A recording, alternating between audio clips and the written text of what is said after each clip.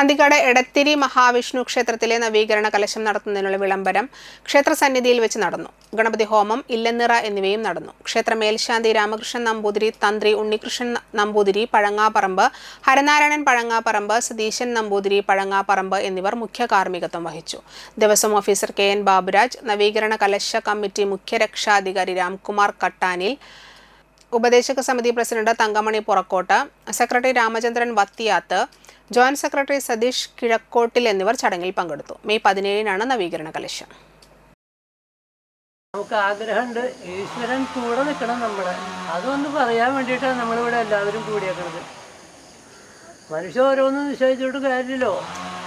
അത് നിയോഗം, ഈശ്വര നിയോഗം കൂടി ഉണ്ടെങ്കിൽ അത് ഫലപ്രാപ്തിയിലെത്തും.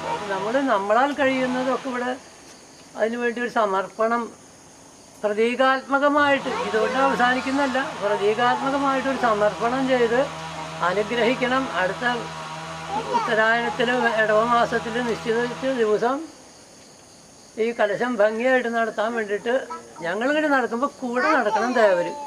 അത് മനസ്സിലാക്കി.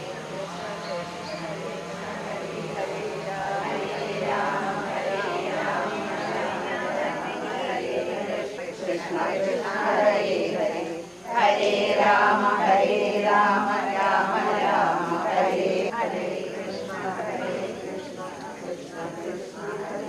കൃഷ്ണ ഹരേ കൃഷ്ണ കൃഷ്ണ കൃഷ്ണ ഹരേ രാമ.